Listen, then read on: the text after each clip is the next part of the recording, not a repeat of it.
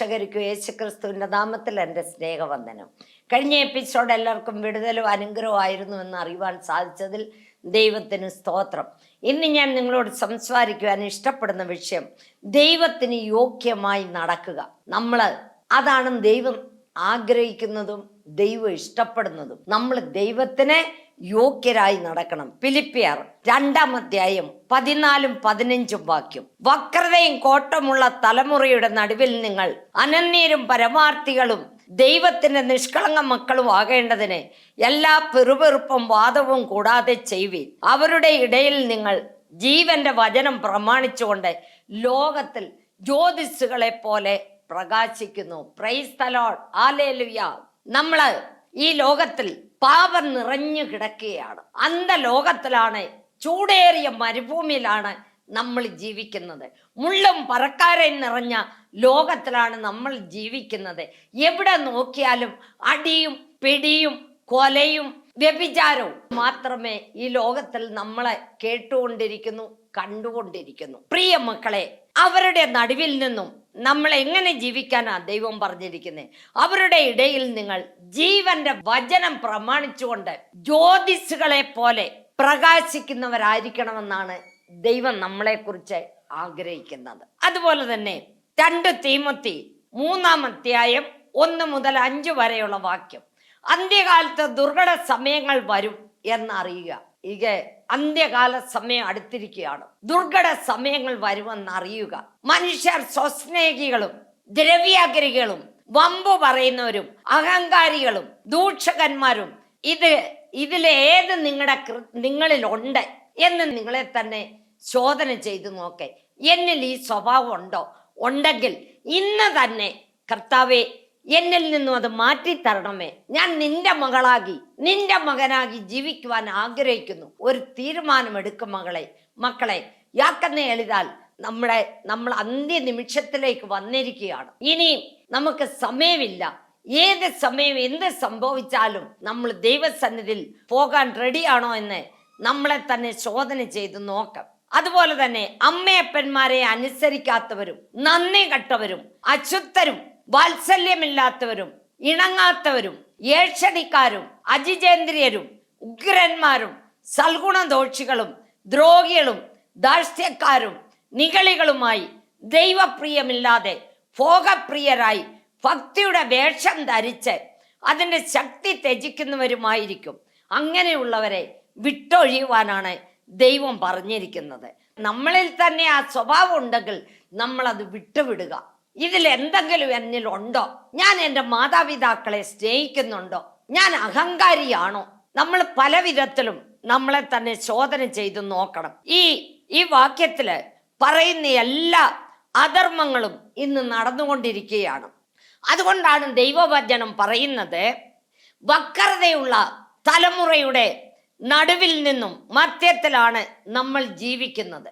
നമ്മൾ അങ്ങനെയുള്ള പാപങ്ങളെ വിട്ടൊഴിഞ്ഞ് നിർദോഷികളായിരിക്കണമെന്നാണ് ദൈവം നമ്മളെക്കുറിച്ച് ആഗ്രഹിക്കുന്നത്. നമ്മൾ അതെല്ലാം വിട്ടൊഴിഞ്ഞ് ജീവിക്കണം.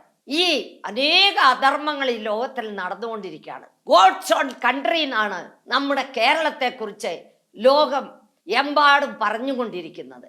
പക്ഷെ ഇന്നത് സാത്താന്റെ കൺട്രിയായി മാറിയിരിക്കുകയാണ്. അപ്പനും മക്കളും തമ്മിൽ വെട്ടും കൊലയും അടിയും പിടിയും ബഹളവും, സമാധാനമില്ല, സന്തോഷമില്ല, യാതൊന്നും നമ്മുടെ കേരളത്തിൽ ഇല്ല. ഇനിയും ഈ വർഷം കേരളത്തിന് എന്ത് സംഭവിക്കുന്നു എന്ന് എൻ്റെ വാഗൊണ്ട് പറയണ്ട, നിങ്ങള് കണ്ണുകൊണ്ട് കണ്ടു. ദയവേത് അങ്ങനെ സംഭവിക്കരുതെന്ന് നമ്മൾ എന്ത് ചെയ്യണം? കണ്ണുനീരോടെ ദൈവത്തോട് പ്രാർത്ഥിക്കണം. ഒരുത്തര് നശിച്ചു പോയെന്നും കണ്ട് എല്ലാരെയും ദൈവം നശിപ്പിച്ച് കളയാൻ വിടരുതേ. സോദോം ഗോമോറ നശിപ്പിച്ച പോലെ നമ്മുടെ കേരളത്തെ നശിപ്പിക്കാൻ ഇടയാകരുത് എന്ന് നമ്മൾ ഓരോരുത്തരും പ്രാർത്ഥിക്കണം. അതുപോലെ തന്നെ നിങ്ങൾ എന്നോട് പിണങ്ങണ്ട, ദൈവത്തിന്റെ ആത്മാവാണ് നിങ്ങളോട് സംസാരിക്കുന്നത്.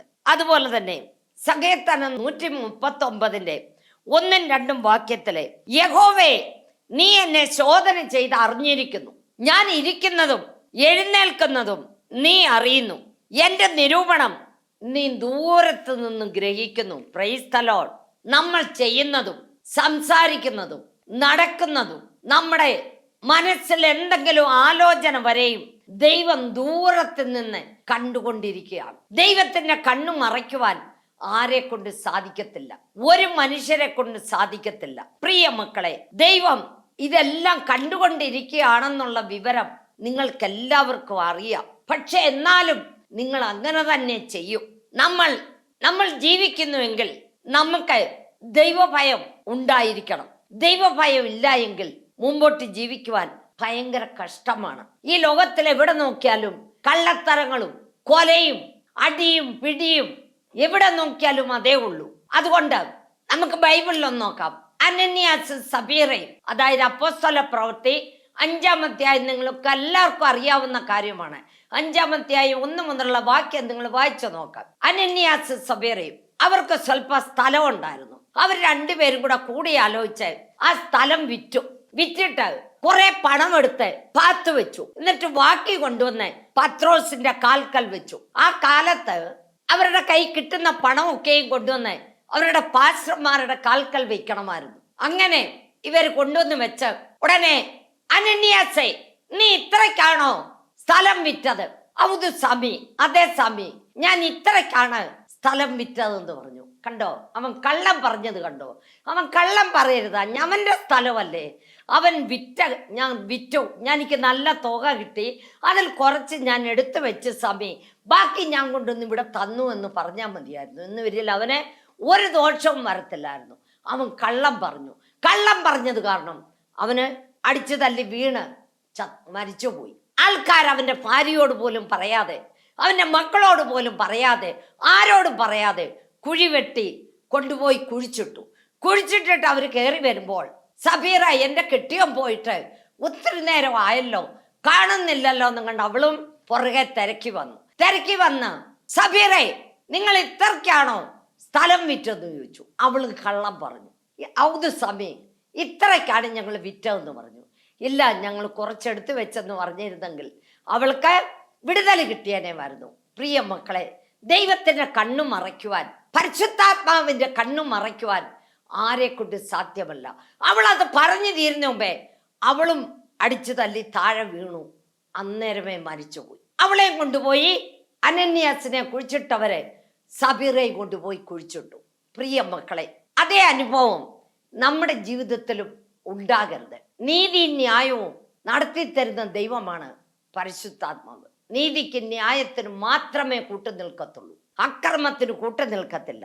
അതുപോലെ തന്നെ 1 പത്രോസ് 2-ാം അധ്യായം 11-12 വാക്യം, പ്രിയമുള്ളവരെ, പ്രവാസികളും പരദേശികളുമായി നിങ്ങളുടെ ആത്മാവിനോട് പോരാടുന്ന ജഡമോഹങ്ങളെ വിട്ടകന്ന് ജാതികൾ നിങ്ങളെ ദുഷ്പ്രവർത്തിക്കാർ എന്ന് ദൂഷിക്കും തോറും നിങ്ങളുടെ നല്ല പ്രവൃത്തികളെ കണ്ടറിഞ്ഞിട്ട് സന്ദർശന ദിവസത്തിൽ ദൈവത്തെ മഹത്വപ്പെടുത്തേണ്ടതിന് അവരുടെ ഇടയിൽ നിങ്ങളുടെ നടപ്പ് നന്നായിരിക്കണമെന്ന് ഞാൻ പ്രബോധിപ്പിക്കുന്നു. Price the lord. നമ്മൾ അന്യ ജനങ്ങളുടെ നടുവിലാണ് ജീവിക്കുന്നത്. ഈ നമ്മുടെ കേരളത്തിലാണെങ്കിൽ മിക്ക ആൾക്കാരും ക്രിസ്ത്യാനികളാണ്. പക്ഷെ ഇവിടെ ഒരു വില്ലേജില് 1 കുടുംബമോ 2 കുടുംബമേ കാണത്തുള്ളൂ ദൈവത്തെ കണ്ടറിഞ്ഞവര്. ബാക്കിയെല്ലാം ഹിന്ദുക്കളാണ്.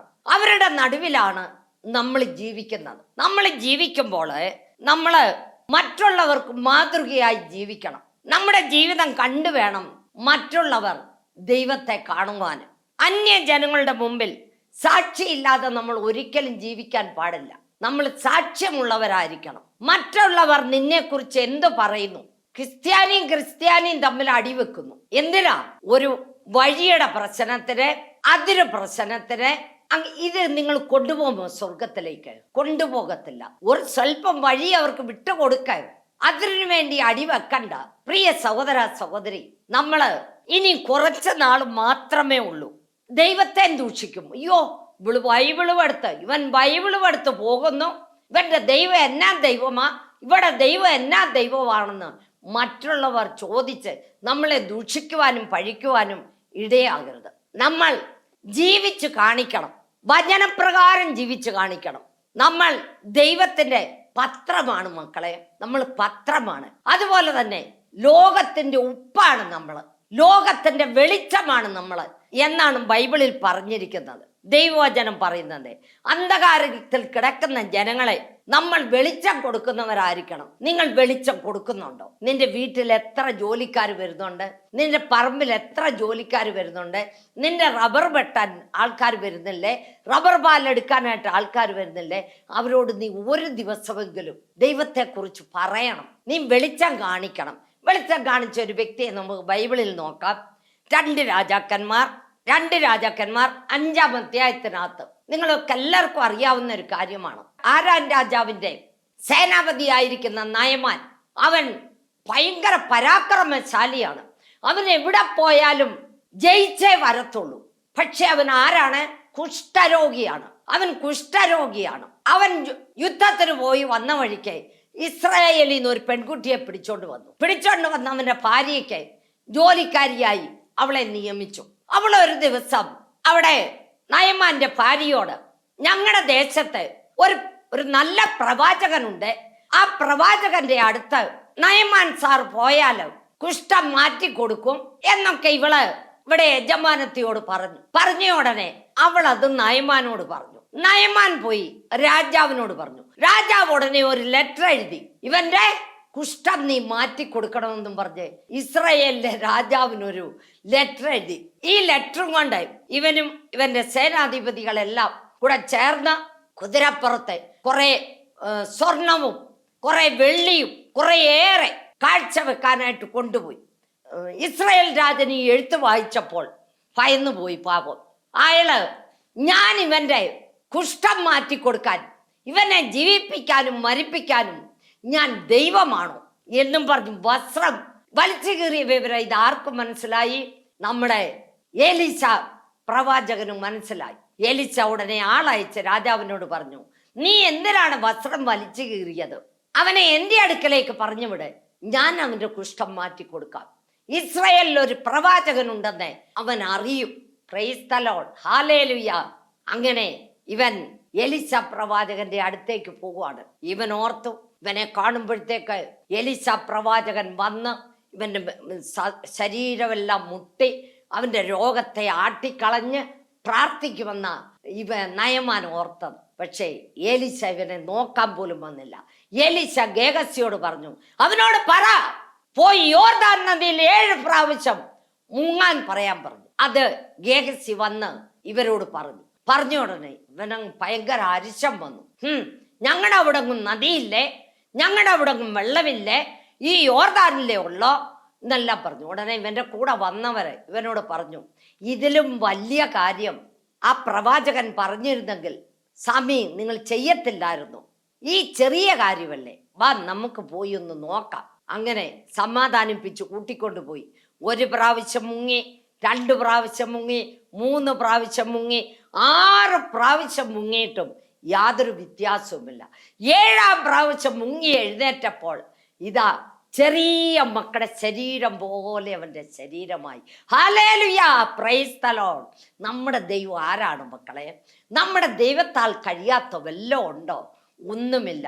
അങ്ങനെ അവൻ കൊണ്ടുവന്ന സാധനങ്ങളും ഒക്കെ ആയിട്ട് എലീശ പ്രവാചകന്റെ അടുത്ത് തിരിച്ചു വന്ന് അവൻ ദൈവത്തെ സ്വീകരിക്കുകയും ഞാൻ ദൈവസന്നിധിയിൽ ആണിരുന്നോളാവുന്ന ഒരു തീരുമാനം എടുക്കുകയും അവിടെ നിന്ന് ഒരു ചാക്ക് മണ്ണ് അവൻ എടുത്തുകൊണ്ട് പോവുകയും അതുപോലെ തന്നെ വസ്ത്രങ്ങളും വെള്ളിയാഭരണങ്ങളും പിന്നെ സ്വർണ്ണാഭരണങ്ങളും എല്ലാം കൊണ്ടുവന്നു. പക്ഷെ എലീശ തിരിഞ്ഞു പോലും നോക്കിയില്ല. അപ്പോൾ ഗേഹസി അവിടെ നിൽപ്പുണ്ട്. അയ്യോ, ഇത്രയും നല്ല നല്ല സാധനങ്ങൾ കൊണ്ടുവന്നിട്ട് എൻ്റെ യജമാനൻ ഒന്നും മേടിക്കുന്നില്ലല്ലോ എന്ന് അവൻ്റെ മനസ്സിൽ വന്നു. Price the Lord. ഇന്നത്തെ കാലത്തും ജനങ്ങൾക്ക് ദയവേത് ഇങ്ങനത്തെ അഹങ്കാരങ്ങളൊന്നും വരരുത്. നമുക്ക് ദൈവം ഉദാരമായി തന്നതാണ്. നമ്മൾ കാശ് കൊടുത്ത് മേടിച്ചതല്ല ദൈവത്തിൻ്റെ കൃപകളും വരങ്ങളും. നമുക്ക് ദൈവം ഉദാരമായി തന്നതാണ്. നമ്മൾ ഉദാരമായി കൊടുക്കുക. അതുപോലെ ഉടനെ എല്ലാം കൊണ്ട് ഇവർ പോയി കഴിഞ്ഞ ഉടനെ ഗേഹസി പുറകെ ഓടിപ്പോയി. അവരുടെ പുറകെ ചെന്ന ഉടനെ അവൻ കുതിരപ്പുറത്തൊന്നും താഴെ ഇറങ്ങി ഗേഹസി യജമാനെ കണ്ടപ്പോഴത്തേക്ക് എന്തുവാണെന്ന് ചോദിച്ച ഉടനെ ഈ 2 പേരും വന്നിട്ടുണ്ട്, അവർക്ക് കൊടുക്കാൻ എന്തെങ്കിലും തരാൻ പറഞ്ഞു. സ്വല്പമല്ല, ഇത്രയും കൊണ്ടുപോകുന്നു പറഞ്ഞ് സ്വർണവും വെള്ളിയും വസ്ത്രങ്ങളും എല്ലാം ഇവന് കൊടുത്ത് 2 പേരെയും കൂട്ടി ഇവനെ ഇവൻ്റെ കൈ കൊടുത്തു വിട്ടു. കുന്നിൻ്റെ അടുത്ത് വന്നപ്പോൾ അവൻ്റെ വീട്ടിൽ കൊണ്ടുപോയി എല്ലാം ഒളിച്ചു വെച്ചിട്ട് അവൻ ഇവരെ പുറകോട്ട് പറഞ്ഞു വിട്ടു. എന്നിട്ട് ഇവൻ എലിശായുടെ മുമ്പിൽ പോയി ഒന്നും അറിയാത്തവനെ പോലെ നിന്നു. എലിശ അവനോട് ചോദിക്കുന്നു, ഗേഹസി, നീ എവിടെ പോയി? ഇല്ല, ഞാൻ എങ്ങും പോയില്ല യജമാനനെ. നീ പോയത് പരിശുദ്ധാത്മാവ് എന്നെ കാണിച്ചു തന്നുകൊണ്ടിരിക്കുകയായിരുന്നു. അതുകൊണ്ട് നയമാന്റെ കുഷ്ഠം നിനക്കും നിന്റെ സന്തതികൾക്കും വരട്ടെ എന്ന് പറഞ്ഞില്ല. അതിനു മുമ്പേ ഇവൻ കുഷ്ഠരോഗിയായി തീർന്നു. അങ്ങനെ യജമാനന്റെ സന്നിധിയിൽ നിന്നും അവൻ ഇറങ്ങിപ്പോവുകയാണ്. പ്രിയ മക്കളെ, നമ്മൾ ഒരു കാരണവശാലും അത്യാഗ്രഹം നമ്മുടെ ജീവിതത്തിൽ വരരുത്. ഉള്ളത് കൊണ്ട് നമ്മൾ തൃപ്തിയായി. അവൻ എത്ര നല്ല ഒരു മനുഷ്യനായിരുന്നെങ്കിൽ, ഏലീശായുടെ കൂടെ എത്രയോ വർഷം നിന്ന ഒരു വ്യക്തിയാണ്. അവൻ ഈ അന്യായം ചെയ്യാനായിട്ട് അവൻ ഓടിപ്പോയത് കൊണ്ടല്ലേ, അവൻ ദൈവത്തിന് വിരുദ്ധമായി ജീവിച്ചത് കൊണ്ടല്ലേ അവന് കുഷ്ഠവും അവൻ്റെ കുഞ്ഞുങ്ങൾക്കും. അവന് ഒരുത്തനും വന്നേ കുഴപ്പമില്ലായിരുന്നു, അവൻ്റെ കുടുംബത്തിലുള്ള എല്ലാവർക്കും കുഷ്ഠം വന്നു. അതുകൊണ്ട് നമ്മളെപ്പോഴും ദൈവത്തെ ഓർത്ത് ദൈവത്തിന് ഭയഭക്തിയായി നമ്മളെപ്പോഴും ദൈവത്തിന് യോഗ്യമായി നമ്മൾ ജീവിക്കണം. ജീവിച്ചാൽ നമ്മുടെ ജീവിതത്തിൽ നമുക്ക് സ്വർഗരാജ്യത്തിൽ പോകാനായിട്ട് സാധിക്കും. ഇല്ല എങ്കിൽ നമ്മൾ നിത്യ നരകത്തിലേക്ക്, ആ ഗേഹസിക്ക് കുഷ്ഠം വന്നതുപോലെ നമ്മൾ നിത്യ നരകത്തിലേക്ക് വീഴേണ്ടി വരും. ആ തീപ്പൊയ്യയിലേക്ക്, കർത്താവേ എനിക്ക് സ്വർഗരാജ്യത്തിൽ വന്ന് ചേരണം, എനിക്ക് സ്വർഗത്തിൽ വരണം എന്ന് നമ്മളെപ്പോഴും പ്രാർത്ഥനയോടുകൂടെ കഴിയണം. അതുപോലെ തന്നെ 1 യോഹന്നാൻ 5-ാം അധ്യായം 18-19 വാക്യം, ദൈവത്തിൽ നിന്ന് ജനിച്ചിരിക്കുന്നവർ ആരും പാപം ചെയ്യുന്നില്ല. ദൈവത്തിൽ ജനിച്ച ഒരു വ്യക്തിയാണെങ്കിൽ അവന് പാപം ചെയ്യാൻ പോകത്തില്ലായിരുന്നു എന്നും നാം അറിയുന്നു. ദൈവത്തിൽ നിന്ന് ജനിച്ചവർ തന്നെത്താൻ സൂക്ഷിക്കുന്നു. നമ്മൾ ഓർക്കണം, നമ്മുടെ കർത്താവായ യേശു എൻ്റെ ഹൃദയത്തിൽ വസിക്കുന്നു. അവൻ്റെ ആത്മാവിൻ്റെ ശക്തി എൻ്റെ മേലുണ്ട്, പരിശുദ്ധാത്മാവ് എൻ്റെ മേൽ വസിക്കുന്നു എന്നുള്ളത് നമ്മൾ ഒരിക്കലും മറക്കല്ലേ. അവൻ്റെ രക്തത്താൽ എന്നെ കഴുകി ശുദ്ധീകരിച്ചതാണ്. ഞാൻ ഒരിക്കലും പാപം ചെയ്യാൻ പാടില്ല. നമ്മൾ പാപം ചെയ്താലും ദൈവം എല്ലാം കണ്ടുകൊണ്ടിരിക്കുകയാണ്. നമ്മുടെ CC ക്യാമറ വെച്ചിരിക്കുന്നത് പിടിച്ചെടുക്കുന്നത് പോലെ ദൈവം എല്ലാം തൻ്റെ ദൂതന്മാർ നിന്നെല്ലാം നമ്മൾ ചെയ്യുന്ന കെട്ട പ്രവൃത്തികളായാലും നല്ല പ്രവൃത്തികളായാലും എല്ലാം പിടിച്ചെടുത്തോണ്ടിരിക്കുക എന്നുള്ളത് നമ്മൾ ഒരിക്കലും മറക്കല്ലേ. അതുപോലെ തന്നെ ദൈവത്തിൽ നിന്ന് ജനിച്ചവൻ തന്നെത്താൻ സൂക്ഷിക്കുന്നു, ദുഷ്ടൻ അവനെ തൊടുന്നതുമില്ല. ഹല്ലേലൂയ. ദുഷ്ടൻ തൊടാനായിട്ട് ഒരു സാത്താനോ കൂടോത്രമോ നേർച്ച കാഴ്ചയോ നിന്നെ തൊടാനായിട്ട് ദൈവം വിടത്തില്ല. എന്തുകൊണ്ട് വിടത്തില്ല? നീ ദൈവമകളും ദൈവമകനുമാണ്. നമ്മളെപ്പോഴും ദൈവത്തിൽ ആശ്രയിച്ച് ദൈവം നമ്മുടെ കൂടെ ഉണ്ട്. നമ്മുടെ ഹൃദയത്തിലാണ് യേശു വസിക്കുന്നത്. നമ്മുടെ വലത്തുവശത്ത് ദൈവം നിൽപ്പുണ്ട്. ദൈവത്തിൻ്റെ രക്തത്താൽ നമ്മളെ മുദ്രയിട്ട് വേലി കെട്ടിയിരിക്കുകയാണ്. ഒരു ശത്രുവിനും നമ്മെ കാണാൻ സാധിക്കത്തില്ല. ശത്രു വന്നു നോക്കുമ്പോൾ നമ്മുടെ ദൈവത്തിൻ്റെ ചിറകടി കണ്ടിട്ടേ പോകത്തുള്ളൂ. കാരണം എന്നാന്ന് ചോദിച്ചാൽ ദൈവം നമ്മളെ ചിറക് കൊണ്ട് മറച്ചിരിക്കുകയാണ്. ഒരു സാത്താനും നമ്മളെ കാണാൻ പറ്റത്തില്ല. കാണാതിരിക്കണമെന്നൊരു നീ എങ്ങനെ ജീവിക്കണം? ദൈവത്തിന് പ്രയോജനമുള്ള ഒരു മാനപാത്രമാക്കി, അനേകർക്ക് പ്രയോജനമുള്ള ഒരു മാനപാത്രമാക്കി നമ്മൾ ഓരോരുത്തരും ജീവിക്കണം. ദൈവത്തിന് യോഗ്യരായി ഞാൻ നടക്കുന്നുണ്ടോ? നമ്മൾ നമ്മളെ തന്നെ ശോധന ചെയ്ത് നോക്കണം. അതുപോലെ തന്നെ 1 കൊരിന്ത്യർ 4-ാം അധ്യായം 5-ാമത്തെ വാക്യം, അവൻ ഇരുട്ടിൽ മറഞ്ഞിരിക്കുന്നത് വെളിച്ചത്താക്കി ഹൃദയങ്ങളുടെ ആലോചനകളെ വെളിപ്പെടുത്തും. Praise the lord. ഹല്ലേലൂയ.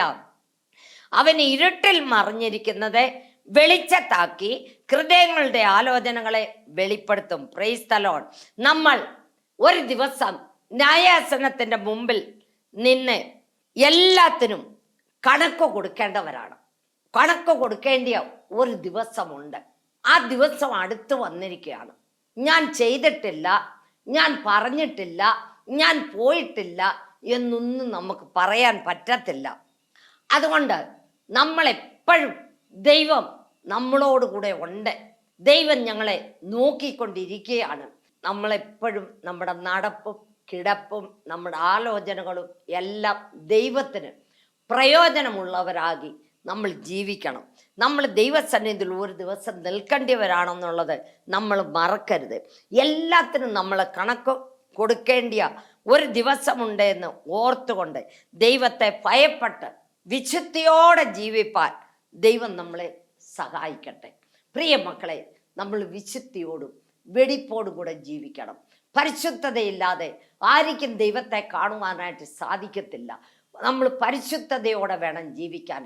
പരിശുദ്ധതയില്ലാതെ ആർക്കും ദൈവത്തെ കാണാൻ സാധിക്കത്തില്ല. നമ്മളെപ്പോഴും അത് മറന്നു പോകരുത്. കള്ളം നമ്മുടെ വായിൽ വരരുത്. അനന്യാസിൻ്റെയും സബീറയുടെയും കാര്യം കണ്ടോ?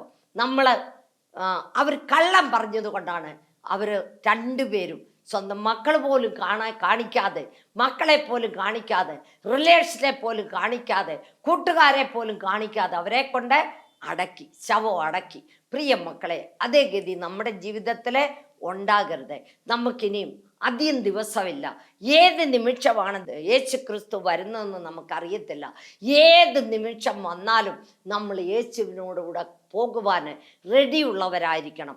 റെഡിയില്ല എങ്കിൽ ഇന്ന് തന്നെ റെഡി ആയിക്കോണം. കർത്താവേ, നിന്റെ രക്തത്താൽ എന്നെ കഴുകി ശുദ്ധീകരിക്കണമേ. യേശുവിനെ, നീ കുടിയനായിരിക്കാം, നീ വീടി വലിക്കുന്നവനായിരിക്കാം, നീ സിഗരറ്റ് വലിക്കുന്നവനായിരിക്കാം, നീ എന്തെല്ലാം കട്ടക്കൽസകൾ ചെയ്യുന്നോ അത് നിനക്കറിയാം, എനിക്കറിയത്തില്ല, ദൈവത്തിന് അറിയാം, നിനക്കും അറിയാം. ഞാൻ ചെയ്യുന്നത് എനിക്കും അറിയാം, എൻ്റെ ദൈവത്തിനും അറിയാം. അതുകൊണ്ട് പ്രിയ മക്കളെ, ദൈവം എല്ലാം കണ്ടുകൊണ്ടിരിക്കുകയാണ്, ദൈവം എല്ലാം കേട്ടോണ്ടിരിക്കുകയാണെന്നുള്ളത് നമ്മൾ ഒരിക്കലും മറക്കാൻ പാടില്ല. നമ്മൾ ദൈവത്തിന് യോഗ്യരായി നടക്കണം. ദൈവത്തിന് പ്രകാശം കൊടുക്കുന്നവരായിരിക്കണം. കണ്ടോ, ഒരു പെൺകുട്ടി, ഒരു ചെറിയ പെൺകുട്ടിയെയാണ് ഇസ്രായേലിൽ നിന്നും നയമാൻ പിടിച്ചോണ്ട് വന്ന് അവൻ്റെ ഭാര്യയ്ക്ക് ശുശ്രൂഷ ചെയ്യാനായിട്ട് വിട്ടത്. എന്നെ പിടിച്ചോണ്ട് വന്നതാ, എൻ്റെ അപ്പനും എന്നെ കാണുന്നില്ല, അമ്മയും എന്നെ കാണുന്നില്ല, സഹോദരങ്ങളും എന്നെ കാണുന്നില്ല, ഞാൻ എന്ത് ചെയ്യുമെന്ന് കണ്ട് അവൾ വിഷമിച്ചില്ല. അവള് അവിടെയും കർത്താവിൻ്റെ വേല ചെയ്തവള്. അവൾക്ക് കിട്ടിയ പ്രകാശം അവരെ കാണിച്ചു. യേശു ജീവിക്കുന്ന ദൈവമാണ്, ദൈവം ജീവിക്കുന്ന ദൈവമാണ്. ഞങ്ങളുടെ ഊരിൽ ഒരു പ്രവാചകനുണ്ട് എന്ന് അവരോട് പറഞ്ഞ് കൊടുത്തു. അവൾ ദൈവമകളായിട്ടാണ് അവൾ അങ്ങനെ പറഞ്ഞു കൊടുക്കാനിടയായത്. നീ എത്ര പേരൊക്കെ വിളക്ക് കാണിക്കുന്നുണ്ട്? നീ നിന്നെ തന്നെ ചോദന ചെയ്ത് നോക്കാം. ഞാൻ എത്ര പേർക്ക് വിളക്ക് കാണിക്കുന്നുണ്ട്? എനിക്ക് പ്രിയ മക്കളെ, എനിക്ക് നിങ്ങളോട് പറയാനുള്ളത്, നമ്മൾ ജീവിക്കുന്ന അത്രയും കാലം ദൈവത്തിന് പ്രയോജനമുള്ള മക്കളാക്കി, അനേകർക്ക് പ്രയോജനമുള്ള മക്കളാക്കി ദൈവമേ എന്നെ നീ ഉപയോഗിക്കണമേ. ഭൂമിക്ക് ഭാരമായിട്ട് ജീവിച്ചത് കൊണ്ട് യാതൊരു പ്രയോജനവുമില്ല. ദൈവത്തിന് പ്രയോജനമുള്ള മാനപാത്രമാക്കി, അനേകർക്ക് പ്രയോജനമുള്ള മാനപാത്രമാക്കി കർത്താവേ നീ എന്നെ ഉപയോഗിക്കണമെന്ന് ദൈവത്തോട് പ്രാർത്ഥിക്കും. ദൈവം നിങ്ങളെ ഓരോരുത്തരെയും ഈ വാക്യങ്ങളാൽ ദൈവം നിങ്ങളെ അനുഗ്രഹിക്കട്ടെ. ഇവിടെ നടന്ന ഒരു വിഷയം പറയുവാൻ ഞാൻ ആഗ്രഹിക്കുന്നു. കഴിഞ്ഞ ദിവസം ഞാനൊരു വില്ലേജിൽ പോയപ്പോൾ അവിടെ പരാലിസിസ് അടിച്ച് വളരെ കഷ്ടത്തിൽ ആ മനുഷ്യനെ ചർച്ചിൽ കൊണ്ടുവരാൻ പറഞ്ഞു. എല്ലാവരുടെ അത് കഴിഞ്ഞു. അവരിനിയും പോകാത്ത സ്ഥലമില്ല, എടുക്കാത്ത സ്ഥലമില്ല, ഒന്നുമില്ല. ഒരു ഭയങ്കര കഷ്ടത്തിലായി. അവര് 3-4 പേര് കൂടി എടുത്തോണ്ട് വന്ന് ചർച്ചില് ഒരാഴ്ച ചർച്ചിൽ താമസിച്ചു. എല്ലാ ദിവസവും വൈകിട്ട് പോയി ഞാൻ അവർക്ക് വേണ്ടി പ്രാർത്ഥിക്കും. അയാളില് ഭയങ്കര സാത്താന്റെ പ്രവർത്തനമായിരുന്നു. പ്രാർത്ഥിച്ച് ആ സാത്താനെ എല്ലാം ഞങ്ങൾ വിടുവിച്ചു. സാത്താനെ എല്ലാം വിടുവിച്ചു കഴിഞ്ഞപ്പോൾ ആ മനുഷ്യന് സ്വല്പം വർത്താനം പറയാൻ തുടങ്ങി, മെല്ലെ എഴുന്നേക്കാൻ തുടങ്ങി. ആരും പിടിക്കരുതെന്ന് പറഞ്ഞു. നിങ്ങൾ എഴുന്നേറ്റ് തന്നെത്താൻ നടക്കണമെന്ന് പറഞ്ഞു. യേശു നിന്നെ പിടിച്ചിട്ടുണ്ട്, നടക്കാൻ പറഞ്ഞു. അങ്ങനെ ഞങ്ങളുടെ ചർച്ച് മുഴുവനും നടക്കാൻ മേലാത്ത മനുഷ്യൻ നടന്നു. ഒരാഴ്ച കൊണ്ട് ആ മനുഷ്യനെ കൊണ്ട് ഞാൻ വടിയെല്ലാം എടുത്ത് കളയിപ്പിച്ച് തന്നെത്താനെ നടന്നുപോയി ഓട്ടോയെ കയറി അങ്ങനെ വീട്ടിൽ വിട്ടു. എനിക്ക് എന്തെങ്കിലും ചെയ്യാൻ പറ്റുമോ? എനിക്കൊന്നും ചെയ്യാൻ പറ്റത്തില്ല. പറ്റുന്ന ഒരുവൻ എൻ്റെ കൂടെ ഉണ്ട്. അവനാണ് എൻ്റെ യേശു, അവനാണ് എൻ്റെ യേശു. അവനാണ് വിടുതൽ കൊടുക്കുന്ന ദൈവം, അവനാണ് രക്ഷത കൊടുക്കുന്ന ദൈവം. ആ ദൈവത്തിൽ നിങ്ങൾ ആശ്രയിച്ചാൽ ഞാൻ നിങ്ങൾക്ക് വേണ്ടി പ്രാർത്ഥിക്കാൻ പോവാണ്. നിങ്ങൾക്ക് എന്ത് കഷ്ടമുണ്ടോ, എന്ത് പ്രോബ്ലം ഉണ്ടോ, എന്ത് വിഷയമുണ്ടോ, ദൈവത്തോട് കരഞ്ഞു പ്രാർത്ഥിരെ. മുട്ടുകുത്താൻ പറ്റുന്ന ഒരു മുട്ടുകുത്തെ. നിങ്ങളുടെ വേദനയുള്ള ഭാഗത്ത് ഒരു കരം വെയ്, ഒരു കരം മേളിലോട്ട് ഉയർത്താൻ. ഹല്ലേലൂയ. സ്തോത്ര സ്തോത്ര സ്തോത്ര. കരുണാസമ്പന്നൻ നിത്യനുമായ ഞങ്ങളുടെ വാഴ്ത്തപ്പെട്ട സ്വർഗസ്ഥ പിതാവേ, ദൂരത്തും ചാരത്തും ആയിരിക്കും നിന്റെ മക്കളുമായിട്ട് നിന്റെ അടുത്ത് വരുന്നപ്പാ നീ അനുഗ്രഹിക്കണമേ. പൂർണ്ണ ആയുസ്സും ആരോഗ്യം നീ കൊടുക്കണമേ കർത്താവേ. രോഗത്താൽ എത്രയോ ജനങ്ങൾ കഷ്ടപ്പെടുന്നപ്പാ, സമാധാനമില്ലാതെ സന്തോഷമില്ലാതെ എത്രയോ ജനങ്ങൾ കഷ്ടപ്പെടുന്നപ്പാ, അവർക്ക് നീ ശാന്തി സമാധാനം കൊടുക്കണമേ, നമ്മതി കൊടുക്കണമേ. പാപത്തിൽ നിന്നും വിടുതൽ കൊടുക്കണമേ, രോഗത്തിൽ നിന്നും വിടുതൽ കൊടുക്കണമേ കർത്താവേ. കർത്താവേ നീ കൈവിടല്ലപ്പാ, ഒരിക്കലും നച്ചുവാൻ നീ സമ്മതിക്കല്ലപ്പാ, തളർന്നും ക്ഷീണിച്ചു പോവാൻ നീ സമ്മതിക്കല്ലപ്പാ. കർത്താവേ നിനക്ക് സ്തോത്രപ്പാ. ഞങ്ങൾ ലോകത്തിന്റെ ഉപ്പാണപ്പാ, ഞങ്ങൾ ലോകത്തിന്റെ വെളിച്ചമാണപ്പാ കർത്താവേ. ആ വെളിച്ചമാകുന്ന കർത്താവിന്റെ മക്കളാണ് ഞങ്ങൾ ഓരോരുത്തരും കർത്താവേ. അപ്പച്ചാ നീ ഞങ്ങളെ അനുഗ്രഹിക്കണമേ അപ്പാ, കൈവിടല്ലപ്പാ. എത്രയോ ജനങ്ങൾ കർത്താവേ കടഭാരത്താൽ കഴിയുന്നപ്പാ, സമാധാനമില്ലാതെ സന്തോഷമില്ലാതെ കഴിയുന്നപ്പാ, നീ അവർക്ക് സമാധാനത്തെ കൊടുക്കണമേ, ശാന്തിയെ കൊടുക്കണമേ കർത്താവേ. ഒരുത്തരും നശിച്ചു പോകാൻ നീ സമ്മതിക്കല്ലപ്പാ, തളർന്നും ക്ഷീണിച്ചു പോവാൻ നീ സമ്മതിക്കല്ലപ്പാ. നിനക്ക് വേണ്ടി ജീവിക്കുന്ന മക്കളാക്കി തീർക്കണമേ, കൈവിടല്ലപ്പാ. യേശുവേ നിനക്ക് സ്തോത്രപ്പാ.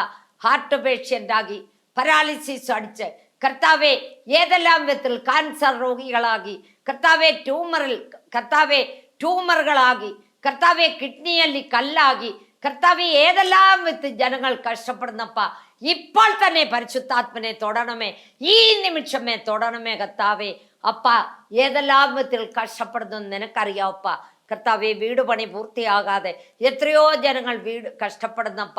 അതുപോലെ മക്കളുടെ കല്യാണം നടക്കാതെ എത്രയോ ജനങ്ങൾ കണ്ണുനീര് പൊഴിക്കുന്നപ്പ കർത്താവെ. അവരുടെ കല്യാണത്തിന് മുടക്കം വരുത്തിയിരിക്കുന്ന സാത്താനെ യേശു ക്രിസ്തുവിൻ നാമത്തിൽ വിട്ടുപോ, യേശു ക്രിസ്തുവിൻ നാമത്തിൽ വിട്ടുപോ കർത്താവേ. നീ അത്ഭുതം പ്രവർത്തിക്കണമേ കർത്താവേ. യേശുപ്പത്താ നിനക്ക് സ്തോത്രം കർത്താവേ, സ്തോത്രപ്പ. എല്ലാ പാസ്റ്റർമാരെ, എല്ലാ അച്ഛന്മാരെ, എല്ലാ ഇവാഞ്ചലിസ്റ്റുകളെയും നീ അനുഗ്രഹിക്കണമേ. സുവിശേഷം എല്ലാ രാജ്യങ്ങളിലും എത്തിച്ചേരുവാൻ, 5 വൻകരയിലും എത്തിച്ചേരുവാൻ നീ സഹായിക്കണമേ കർത്താവേ. അപ്പ ക്രിസ്തവിരോധികളുടെ ഹൃദയത്തോട് നീ ഇടപെടണമേ കർത്താവേ. അവർ സത്യദൈവത്തെ കാണുവാന്, ജീവിക്കുന്ന ദൈവത്തെ കാണുവാൻ നീ ഇടയാക്കണമേ അപ്പ, കൈവിടല്ലപ്പ. ആദ്യ അവസാനം നീ കൂടെ ഇരിക്കണമേ. യേശു ക്രിസ്തുവിൻ്റെ നാമത്തിൽ ചോദിക്കുന്നു, കൃപയോടെ കേൾക്കണമേ. ആമേൻ. എനിക്കൊന്ന് പറയാനുണ്ട്. കേരളത്തിലുള്ളവർ എന്നോട് പൈസ ചോദിക്കുന്നു. TV പ്രോഗ്രാമിന് സ്പോൺസർ ചെയ്യേണ്ടിയവരാണ് നിങ്ങൾ. എനിക്കാരും സ്പോൺസറും ചെയ്യുന്നില്ല, ഞാൻ ആരോട് ചോദിക്കുന്നുമില്ല. എന്നോട് ദയവ് ചെയ്ത് ആരും പൈസ ചോദിക്കരുത്. ഇന്നും ഒരു സ്ത്രീ എനിക്ക് ഫോൺ ചെയ്ത് പൈസ ചോദിച്ചു. ഞാൻ കുറേ പേർക്കൊക്കെ ഹെൽപ്പ് ചെയ്തു എൻ്റെ കഴിവ് പോലെ. പിന്നെയും എന്നോട് പൈസ ചോദിച്ചാൽ എൻ്റെ TV പ്രോഗ്രാമിന് പോലും ഞാൻ കുടിശ്ശിക കിടക്കുകയാണെന്നും പറഞ്ഞ് അവരിന്ന് എനിക്ക് ഫോൺ ചെയ്തിരിക്കുന്നു. ദയവ് ചെയ്ത് എന്നോട് ആരും പൈസ ചോദിക്കരുത്. ഞങ്ങളുടെ വേല സ്ലം ഏരിയകളിലും പാവങ്ങളുടെ മധ്യത്തിലുമാണ്. അവരെ ഞാൻ ഹെൽപ്പ് ചെയ്യുന്നു, കേരളത്തിലുള്ളവരെ ഹെൽപ്പ് ചെയ്യുന്നു. എനിക്ക് ഹെൽപ്പ് ചെയ്യാനുള്ള മാർഗമൊന്നുമില്ല. എന്നാലും ആൾക്കാർ വന്ന് കരയുകയും പറയുകയും ചെയ്യുമ്പോൾ ഞങ്ങളുടെ കഴിവ് പോലെ അവർക്ക് ഹെൽപ്പ് ചെയ്യുകയും അവരെ ആശുപത്രി കാണിക്കുകയും ആശുപത്രി കൊണ്ടുപോവുകയും ചെയ്യുന്നുണ്ട്. ഇന്നലെ ഞങ്ങളുടെ ചർച്ചിലൊരു പെൺകുട്ടി ഓപ്പറേഷനാകി എന്നും പറഞ്ഞ് വളരെ സീരിയസ് എന്നും പറഞ്ഞു ഫോൺ വന്നു. ഭയങ്കര മഴ പെയ്തുകൊണ്ടിരിക്കുന്നു. എന്നിട്ടും ഞങ്ങൾ പോയി കാണുകയും എൻ്റെ കയ്യിലാകുന്ന പോലെ സഹായിക്കുകയും ചെയ്തു വന്നു. കേരളത്തിലുള്ളവര് ദയവ് ചെയ്ത് ചോദിക്കരുത്. ഞാൻ നിങ്ങളോട് അപേക്ഷിക്കുന്നു, നിങ്ങളുടെ പ്രാർത്ഥനയിൽ ഞങ്ങളെയും ഞങ്ങളുടെ കുടുംബത്തെയും ഓർത്ത് പ്രാർത്ഥിക്കണമേ. നിങ്ങളുടെ പ്രാർത്ഥനാ വിഷയം ഞങ്ങളെ അറിയിച്ചാൽ ഞങ്ങൾ നിങ്ങൾക്ക് വേണ്ടി പ്രാർത്ഥിക്കുന്നതാണ്. God bless you. Praise the Lord.